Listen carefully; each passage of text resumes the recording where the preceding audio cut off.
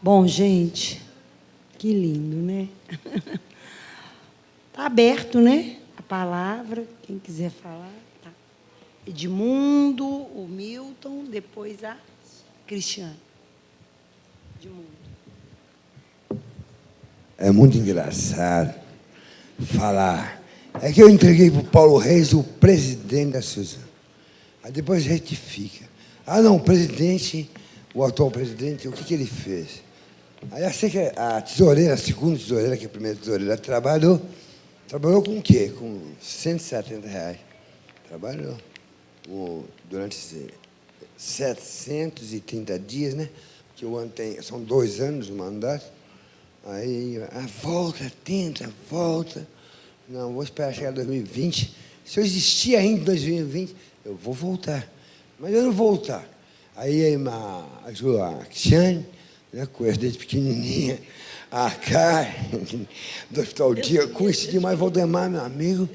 E eu sei por que ele morreu, mas não vou falar por quê, certo? Porque é um ato confidencial que eu pedi para me guardar.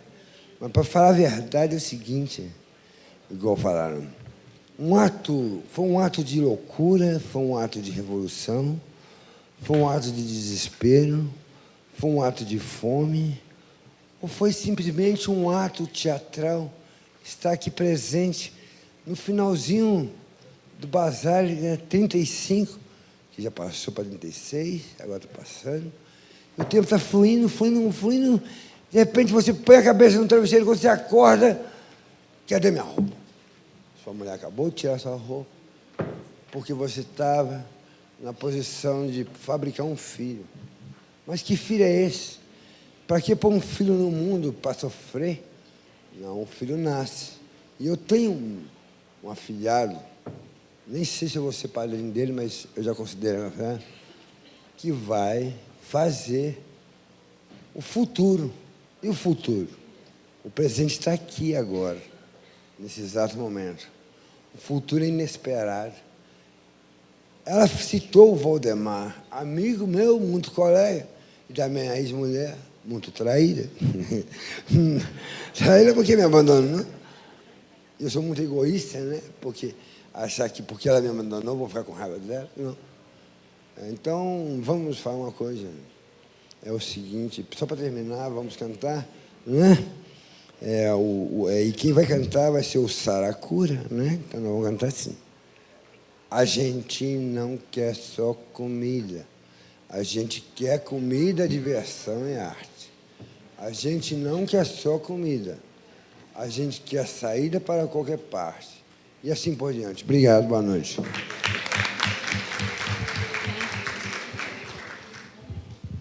Milton.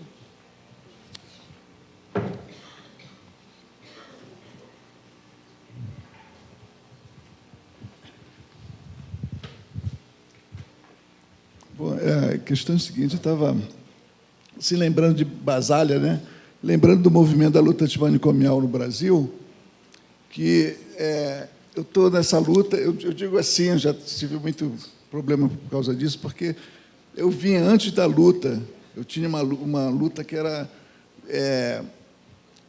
que eu tinha um sonho, meu pai falou uma vez, eu estava em família, e eu estava num estado muito delirante. E eu dizia que precisava mudar, né, a assistência de saúde mental. Tinha uma outra maneira de falar, claro. E meus irmãos riram com aquilo, né? Aí meu pai interveio e falou assim, olha, ele não está brincando, isto é um sonho, esse sonho pode virar realidade. Eu me lembro bem meu pai falando isso, né? Aí meu pai falou, às vezes meu pai ficava indignado, ele falou assim, o dia que houver um movimento social no Brasil, na área da saúde mental, a área da saúde mental também vai mudar suas condições e tal, a condição será uma coisa mais humana. Eu acho que esse sonho, né, porque estavam rindo, em casa estavam rindo, e era muito, poxa, eu era o louco da família naquela época, né? Então tem essa coisa, né?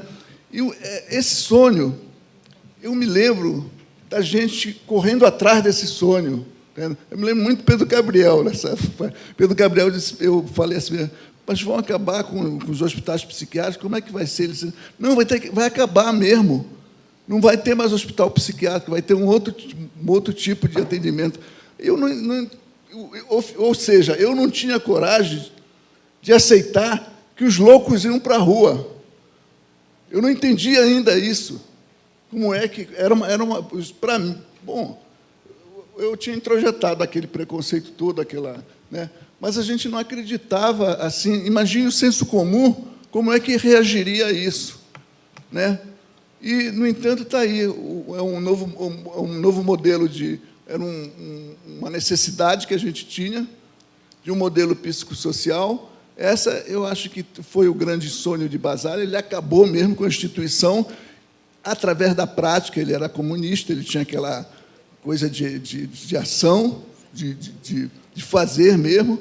Né? Então, eu me lembro toda essa jornada assim de luta que nós tivemos, de criar muitas associações de usuários, algumas do Brasil, do Ceará, do Pará, e eu tive em muitas associações assim no Brasil todo participando, e eu fico vendo isso, sabe? Como é que foi importante a criação desse novo modelo, dessa nova mentalidade. Bom, essa luta é muito importante, muito significativa assim para nós usuários, porque a gente tinha para onde correr, né? É isso, passou a... Cristiane.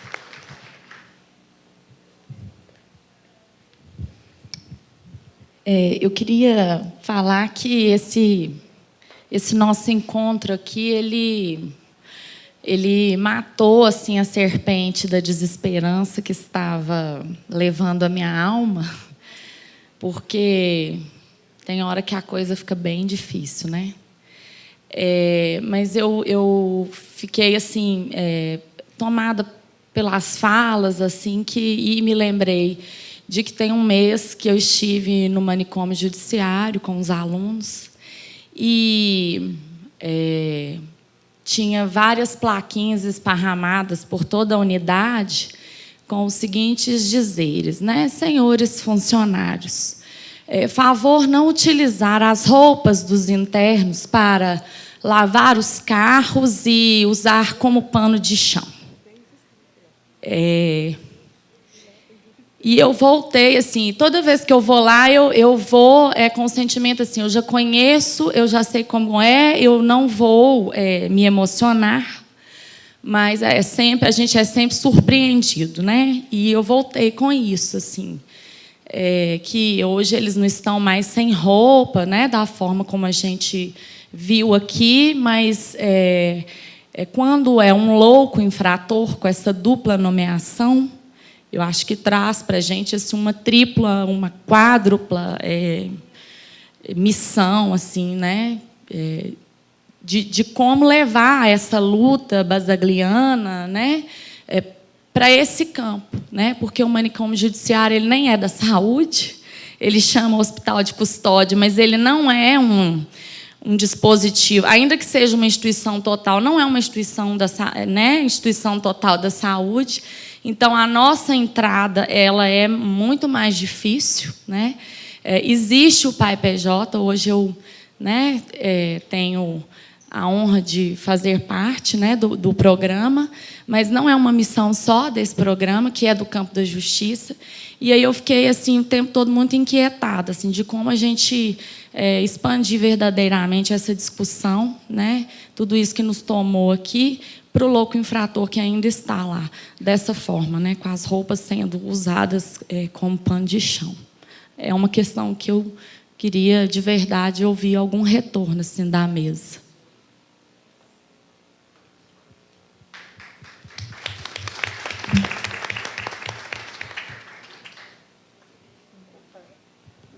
Ana Marta, tem mais, você também pode bem descendo.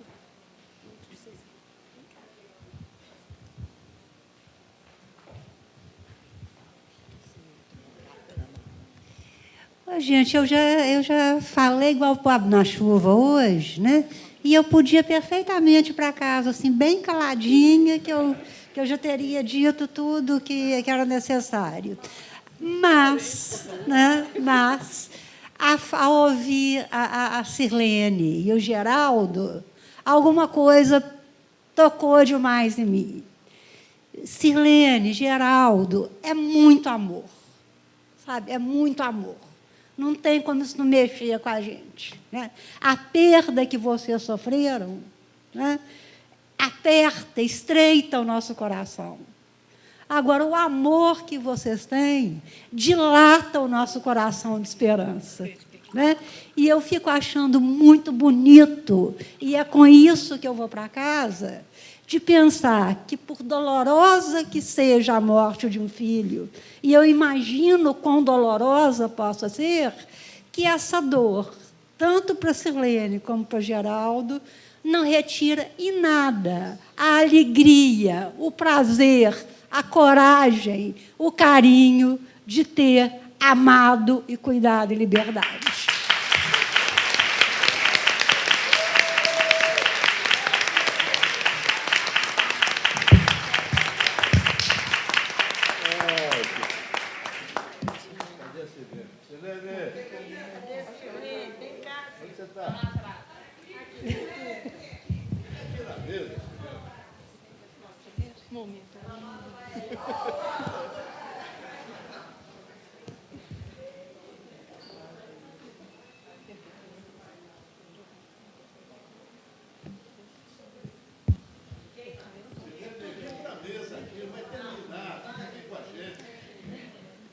Deixa eu fazer uma colocação breve. Eu ia também, né, a Ana Marta já me antecipou, agradecer os depoimentos, né, não só do Geraldo, né, as colocações da Emília também, inclusive os depoimentos da tribuna anterior, que realmente foram muito emocionantes, né? Acho que eu ia falar por mim, mas acho que posso falar, né? Nos tocou bastante, assim. Acho que é para agradecer mesmo, assim, isso, compartilhar.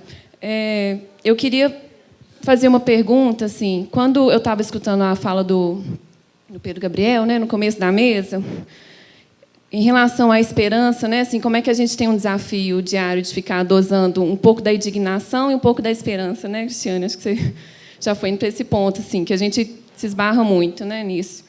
Eu lembrei de uma passagem do Cooper, né, na psiquiatria, que ele cita uma pesquisa, se não me engano, feita nos Estados Unidos mesmo, na década de 70, associando o diagnóstico, né, de esquizofrenia e as expectativas do profissional em relação ao tratamento e ao determinado paciente, como que a expectativa fazia, né, parte da própria evolução, né, assim, de um determinado paciente lá que eles cuidavam, assim. Na época eu fiquei pensando se não valeria a pena retomar esse estudo, né, mas penso que, na verdade, a gente tem vários depoimentos clínicos que demonstram, né, realmente o tanto que isso tá ligado, né, às conduções, aos acompanhamentos que a gente faz. E aí, pensando um pouco assim também no que a Rose traz, quando você fala do analfabetismo, né, assim, no Brasil, Rose, achei uma lembrança muito boa, né, a gente tem, se for ver, uma média nacional de quase 14%, né, assim, varia muito de região para região, mas fico pensando nas outras políticas públicas das quais a gente precisa. E queria que vocês falassem um pouco sobre alguma coisa assim da intersetorialidade também, né? Porque acho que a gente acumula muita coisa para a saúde mental mesmo. Acho que talvez a pergunta da Cristiane já tenha caminhado um pouco para isso. O que é mais que a gente pode levar para os outros campos, né? Porque a gente precisa avançar mesmo. E acho que tudo que o Basálio deixou para a gente dá indicações, né? A gente tem que conseguir expandir isso.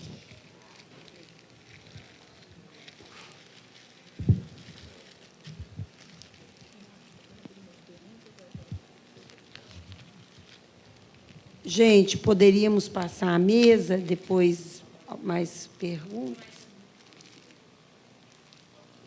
Depois. Então, Pedro, quer comentar a pergunta da Tulilma? Tulilma.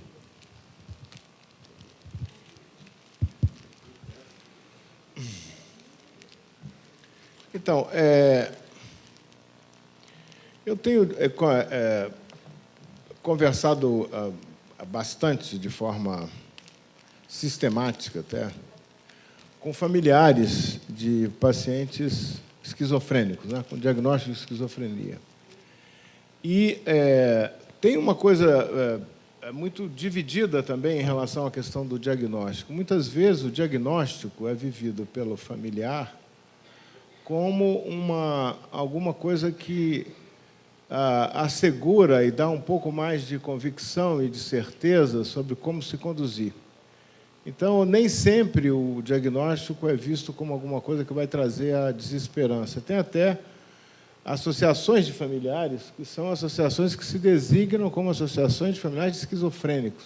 Tem uma muito importante, até internacionalmente, que se chama Schizophrenia Fellowship, que produz coisas muito interessantes do ponto de vista de aumentar a capacidade dos familiares de resolver problemas, lidar com o desafio do cuidado e tal. E numa linha de intervenção, que é uma linha de intervenção que não defende métodos nem institucionalizantes, nem coercitivos, defende a questão da autonomia e dialoga bem com a questão de que a autonomia do paciente é também a autonomia do familiar. Agora, é uma maneira também da gente, talvez a gente tenha que aprender mais com essa forma que esses familiares lidam com os problemas do dia a dia. Esses 35 anos do Basaglia também, quer dizer, marcam pelo menos uns 15 a 20 anos em que é uma realidade o fato de que pacientes com transtornos mentais graves, um número que hoje constitui a maioria dos pacientes com transtornos mentais graves, não são internados, são tratados em ambiente de serviços comunitários. E isso muda a importância do trabalho que a família tem, muda a forma da família se colocar diante desse acompanhamento. É aí que entra, acho que, a contribuição dessas experiências, né, de familiares buscando aumentar a sua capacidade de lidar com os desafios, resolver problemas, enfrentar o problema da sobrecarga de uma forma que não seja se vitimizando, abrindo outras possibilidades mesmo de associação, de ajuda mútua, de buscar soluções que são soluções para o acompanhamento fora do campo da saúde, ficando a área da saúde, quer dizer, a área da saúde mental como apenas um dos recursos que esses familiares utilizam. Eu acho que a gente tem que... um dos caminhos que eu vejo para o fortalecimento agora aqui da luta por uma sociedade sem manicômios é a ampliação dessas alternativas fora da saúde para as pessoas que precisam de rede de suporte e que precisam que precisam de construir uma rede para poder viver a vida na condição de quem tem um transtorno mental severo. A experiência do diagnóstico não é sempre, conviver com o diagnóstico não é sempre uma experiência negativa para a família ou para o paciente. Muitas vezes ela é vivida como alguma coisa que dá um certo asseguramento. Não estou falando um diagnóstico acompanhado de uma ideia pessimista da sua evolução, mas muitas vezes é visto como talvez alguma coisa que produz um sentido, produz uma forma de dialogar melhor com a própria instituição de saúde, com sua equipe, etc., etc. Então, acho que tem... não sei, eu vejo que nós temos que avançar, porque a gente fala, claro, a intersetorialidade, etc., mas não apenas a questão de avançar na intersetorialidade, mas avançar mesmo na construção de alternativas de uma vida digna para as pessoas que têm transtornos mentais severos, não só no campo da saúde, não só no campo da saúde pública. Em relação à questão do louco infrator, que a Cristiana, né, que mencionou, essas experiências, claro, né, a experiência do pai PJ, do pai Li, são as experiências que dão algum tipo de esperança de que se possa enfrentar um desafio. Mas, quer dizer, a parte ruim da história é que o mundo não está enfrentando essa questão. Quer dizer, a gente não pode até dizer que a gente tem, digamos, grandes experiências internacionais de manejo da situação do delito cometido pela pessoa com transtorno mental severo, tomando, por exemplo, o pressuposto da responsabilidade. Porque eu acho que isso é, digamos, a mudança de paradigma essencial. É você tomar o pressuposto da responsabilidade e não o da inimputabilidade. Agora, tomar o pressuposto da responsabilidade não significa não levar em conta a fragilidade, os atenuantes, etc. A tendência que se vê, na verdade, é de uma especialização cada vez maior dessas instituições que lidam com pacientes psicóticos que cometem delito. Especialização, institucionalização, serem estabelecimentos muito medicalizados e muito fechados, né? E países que têm uma boa psiquiatria comunitária, como a Inglaterra, são super especializados em relação a delitos cometidos por pacientes psicóticos. Aqui no Brasil tem algumas coisas que estão se tentando. Se não houver uma mudança legislativa, de fato, a gente não consegue avançar além de experiências locais, que são extremamente importantes. Mas eu completaria com um problema, que não é idêntico, mas vai na mesma direção. A tendência da população, de uma forma geral, é ser, da população, da opinião pública, se é que isso existe, né? É de ser pouco tolerante com o delito cometido por pessoas com transtorno mental. Entendeu?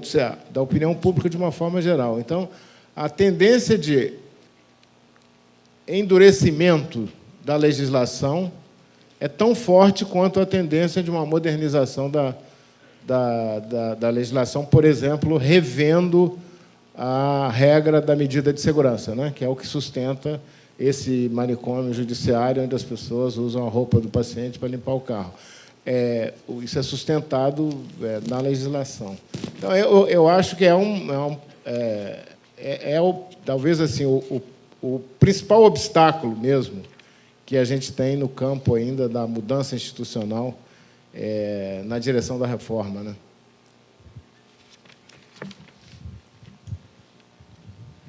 Cristiane, eu também estive recentemente no manicômio judiciário e sofri o mesmo impacto, né? Eu fui acompanhando os residentes da rede de saúde mental, que estavam fazendo estágio no PAI-PJ, trabalhando conosco no PAI-PJ. E nos pareceu fundamental levá-los para conhecer o manicômio judiciário, né? É, sem dúvida, a duplicação do manicômio. É o manicômio e é prisão, né? Então, talvez, por isso, a gente fique um tanto mais sensível, né? Porque há muito tempo a gente não vê cela forte em hospício. O manicômio judiciário tem isso às claras, né? Não há nenhuma forma de disfarce da cela forte dentro do manicômio judiciário. Fora isso, tem toda a desumanização das pessoas ali a olhos vistos, né? Como uma vizinha que resolveu ir morar na casa do lado, né? Como alguém que durante anos ficou na fronteira, na relação com o PAI-PJ e hoje dentro do PAI-PJ, acho que tem um desafio ainda grande que, sem dúvida, né, passa por essa posição que o Pedro aponta da sociedade, que não traz esperança alguma quanto à possibilidade de mudança, mas me parece também que passa por uma certa colonização do campo da justiça pela ideia da desinstitucionalização, que encontra, pelo menos hoje, assim, acompanhando alguns casos, o que eu percebo, encontra pelo menos dois limites. porque funda a experiência do pai PJ a ideia da responsabilidade do louco, né? E isso nos põe de frente, né? E para em alguns debates que eu pude acompanhar ao longo do ano passado, isso, especialmente na tentativa de formulação de uma política no campo da saúde para o portador de sofrimento mental infrator, em alguns momentos, a ideia da responsabilidade ela ficava completamente apagada face à sensibilidade do horror do sistema carcerário. Então, nós vamos defender que o louco, quando cometa um crime, faça o mesmo percurso. E aí, em nome disso, a gente corre um sério risco, que é de reeditar o manicômio judiciário, a lógica do manicômio, numa outra face, que é de condenar, de fato, a impossibilidade da resposta, né? Então, o sistema carcerário ele é, sem dúvida alguma, horroroso, né? Nele, no interior do sistema carcerário, os portadores de sofrimento mental, eles sofrem, pelo menos do que eu pude acompanhar, me parece, muito mais do que a população carcerária de um modo geral, né? As consequências para o corpo dos loucos são visíveis, né? Eles são objeto dentro desse universo, eles são usados enquanto tais, são objetos sexuais, objetos de toda ordem, né? E eles não recebem desse sistema fundado na lógica punitiva nenhum outro cuidado que não seja só o castigo e esse gozo da instituição em punir. E aí a gente se encontra diante do fim possível do manicômio judiciário, né? Então, é uma questão como que nós vamos produzir uma outra inscrição sem desresponsabilizar o louco no momento do cometimento de um delito, né? Um dos casos que eu trazia, e aí também, por outro lado, tem algumas surpresas, né? A existência de um programa como o Pai PJ no interior da Justiça, de vez em quando, nos dá gratas surpresas, né? Então, ao acompanhar um caso que tem uma carreira institucional enorme, né, que comete os delitos mais tolos possíveis, mas nem por isso deixa de escapar à prisão e nem ao manicômio, né, seja ele o hospital psiquiátrico ou o manicômio judiciário, e acompanhando a modulação da medida junto com esse sujeito, né, para uma medida ambulatorial, com todos os impasses possíveis que ela tem para viver na cidade, ela comete um furto tolo e é presa de novo. E a gente estava diante de um juiz que acabava de chegar na vara de execuções criminais e a nossa esperança era quase nenhuma, né, de que ela não recebesse uma medida de segurança. Eu saí de casa pensando, a Justiça podia ter uma outra saída, né, podia inventar uma outra saída, porque essa é a repetição nesse caso. Não sei de que modo que a gente conseguiu contar, mas alguma coisa a gente transmitiu que o juiz, numa posição rara para um juiz, humildemente vira, me interrompe e diz: é assim mesmo, está super certo, o caso está indo bem, não vou dar medida de segurança. Não é o caso, né? E ainda diz: olha, um outro juiz que olha essa folha corrida vai determinar a regressão, né, do sistema. Ele fala: mas o que vocês estão fazendo é o melhor êxito que a gente pode conseguir. Então, acho que tem uma transmissão que se inicia, mas tem ainda um limite muito claro. E é preciso fazer cair a crença no direito penal como resposta para a gente poder, efetivamente, desconstruir o manicômio judiciário num futuro aí qualquer. Tulíula, quando eu estava falando, eu, de verdade, não estava pensando em intersetorialidade, não. Aquilo que você apontou, né, quando eu trouxe dentro da perspectiva, né, que eu estava tentando refletir do que o Basaglia propõe, que é de ampliar, né, a nossa abordagem, a perspectiva, para poder fazer aparecer questões concretas da vida das pessoas. Ou seja, não olhar para o sujeito como um doente, mas olhar para o sujeito no seu modo de viver a sua vida, nas relações que ele estabelece. Obviamente, isso não exclui a necessidade da intersetorialidade, né? Só que a intersetorialidade é uma dimensão macro, né? É uma dimensão que o serviço e a política precisam buscar. E é um esforço, porque é um esforço reiterado de tentar transmitir seja para assistência, seja para educação, que a loucura pode ter cabimento nesses espaços, né? Que a loucura tem que encontrar lugar nesses espaços e nessas políticas.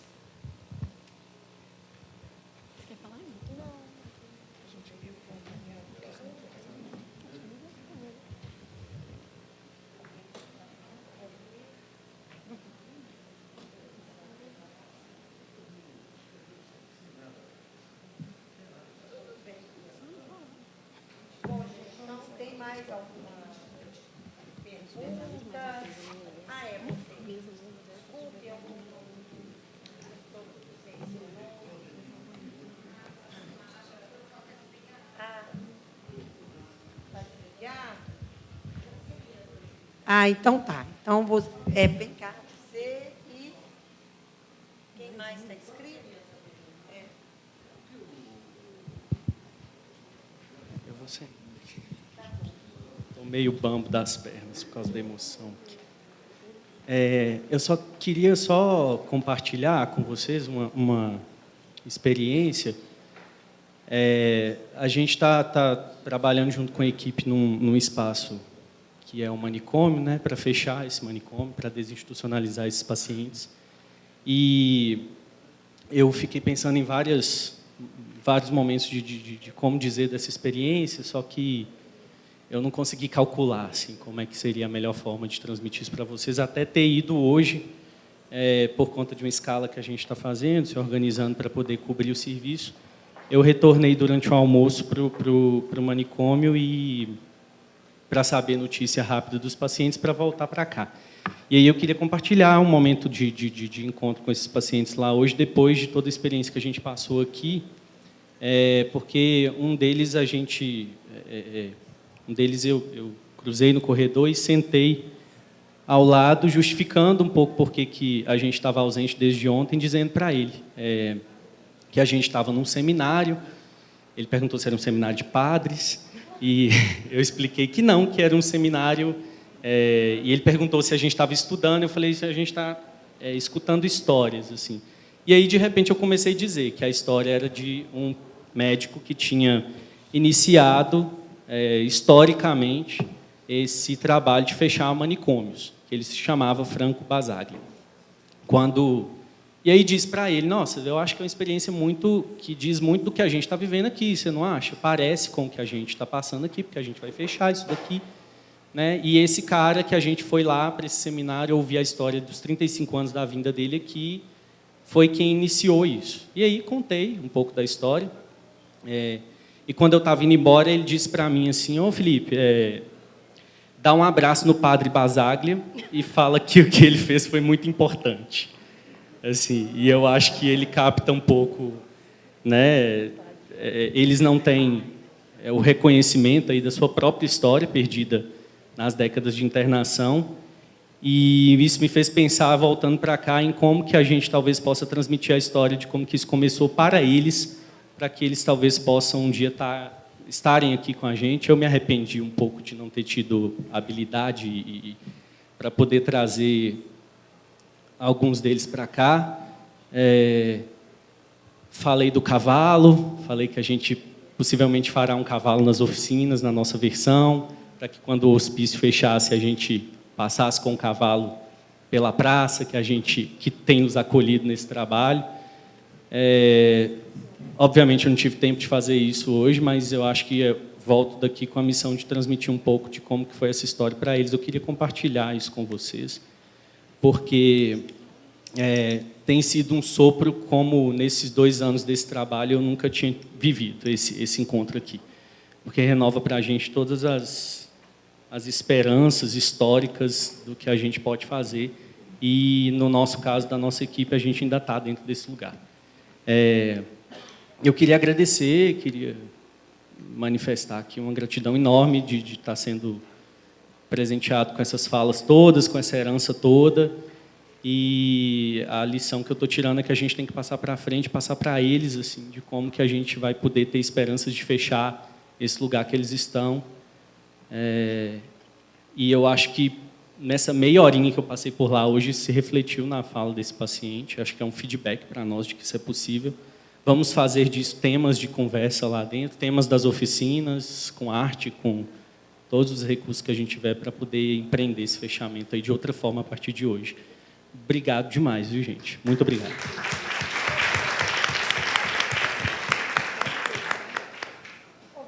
Só... Sem problema, é porque eu perguntei e falou que era...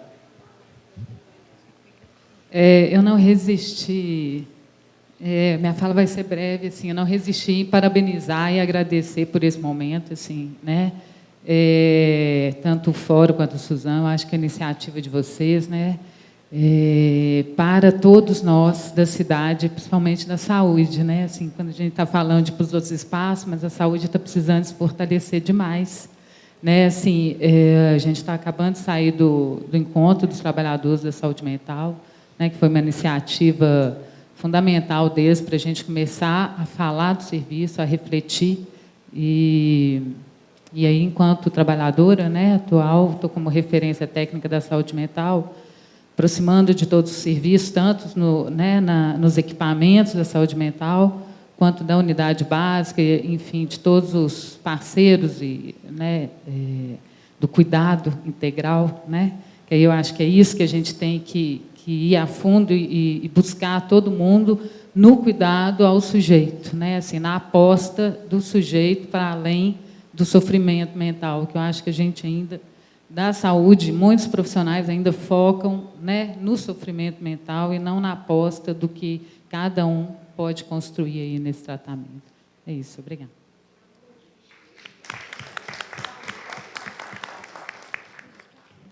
Tem mais alguém na frente? Tá. No meu caso não é longo, não, gente. Apenas porque o pessoal já sabe a Embaixada Cósmica e tem um contato com Deus, com Chico Xavier, né? Então, o que Chico pediu para colocar aqui é a questão do Basaglia. Se ele é uma pessoa normal ou seria internado com o Chico Xavier quando criança, ouvindo voz para dar, né? Porque eu assisti um documentário semana passada de Nicolas Tesla, um documentário específico. O Nicolas Tesla foi o cara que trouxe essa eletricidade para vocês. Mas só nesse documentário especial que falou que o Nicolas Tesla tem contato com humanos extraterrestres, ele recebia tecnologia e passava para frente. Né? Santos Dumont a mesma coisa. O Giordano Bruno, que foi o que comunicou o Vaticano a chegada de uma comunidade, desembarcar no Vaticano, lá na Idade Média. Claro, ele foi queimado, vivo, normal, naquela época, né? Então, hoje, claro, por causa dessa misantropia que todo mundo está tendo aqui, de aversão de falar, isso dói. Se o Basaglia falar assim, gente, eu tenho, e tudo que eu estou recebendo é de uma comunidade extraterrestre que está me passando aqui, porque eles vão desembarcar, e para não ter um surto coletivo, todo mundo ser trancado em jaulas, o antimanicomial permite as pessoas conversarem mutuamente. Então, eu pergunto, se a gente trouxer informações significativas do Basaglia, que ele tem contato extraterrestre, vocês vão jogar fora todo o conhecimento dele, ou vão olhar essa questão extraterrestre do Basaglia? Essa é a pergunta. Acho que nós vamos considerar. A gente já considera. Se tiver, então, se ele teve contato com uma comunidade extraterrestre, tudo isso é de fonte extraterrestre. A gente considera isso a cada momento, assim, acho importante responder. E o Pedro vai responder também, Valmir, e nós vamos encerrar, tá, gente, com a resposta dele.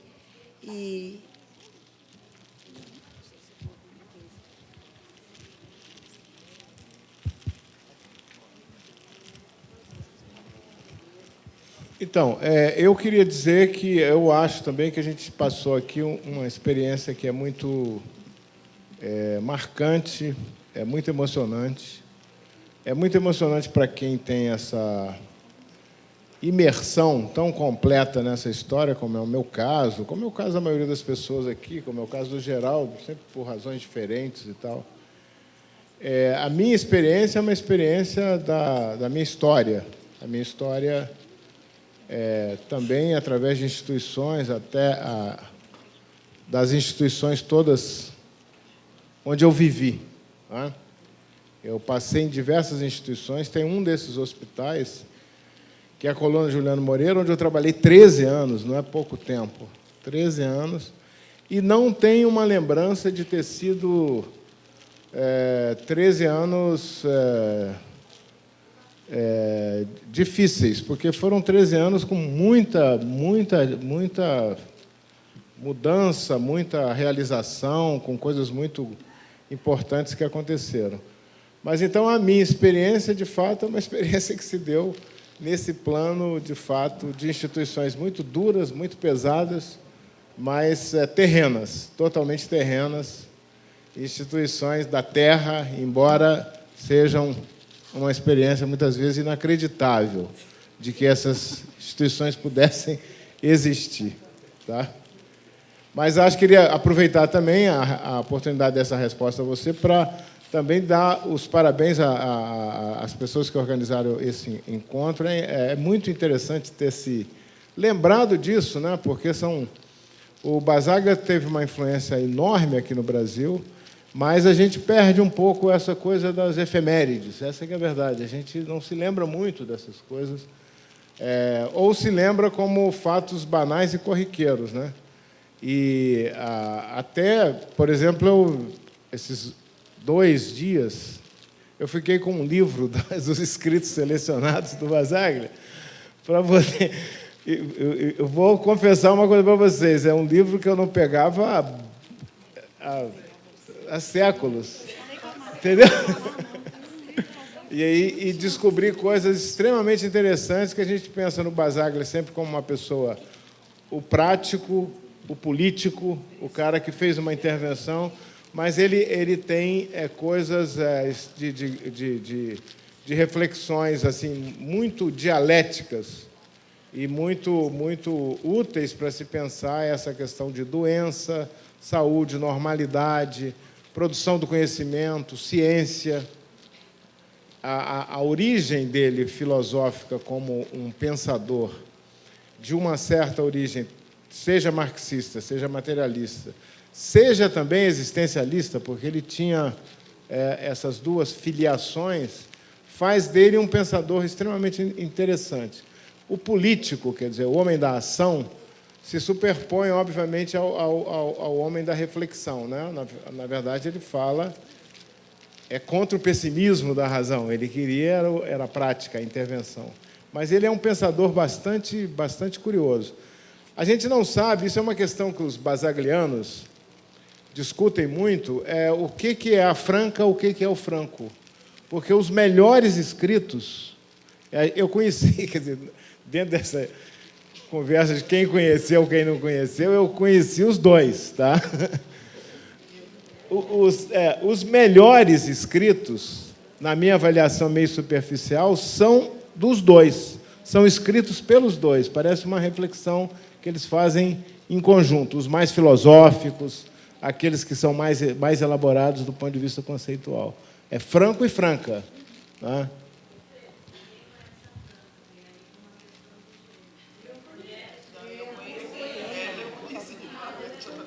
A Franca era absolutamente sensacional, não tenha dúvida. E ela foi senadora também depois dele, né? Bom, era isso. Pedro, você abriu uma porta para um assunto muito pertinente. Eu tenho 56 anos, desde os 7 anos de idade que eu estou militando na abertura das fronteiras com o mundo lá fora. O problema da perda de memória, o problema da misantropia, que o pessoal... Parece até que vai matar a pessoa. Quando fala, nossa, você teve contato, parece que vai matar a pessoa. Então, quando a gente se exterioriza, aqui as pessoas que viveram a experiência, que não conta nem para a mãe, nem para o pai, nem para a mulher na cama, fala, olha, aconteceu isso comigo aqui, mas você não contou. Estou só contando para você porque você mexe com o assunto. Então, pelo amor de Deus, enquanto vocês não abrirem essa porta para o mundo lá fora, né, o Basaglia vai continuar escondido aqui dentro, porque se ele falasse, eu tenho contato, é óbvio que ele não teria feito o antimanicomial, porque ele automaticamente seria rejeitado. E isso, todos os grandes mestres que tiveram contato extraterrestre, eles perceberam que se falasse, eles não teriam cumprido a missão dele. Isso não pode ser a vida inteira. Por isso que a gente lançou o documentário, o Chico está alertando, é uma data limite, vai ter o desembarque, vocês vão, ou esse planeta vai explodir. Ponto. Gente, então, agora vamos encerrar. Agradecemos a presença de todos. Alguém quer fazer algum comentário, alguma consideração da mesa? Então, né, palmas para nós, palmas para Basaglia, e que ele fique conosco. Muito obrigada.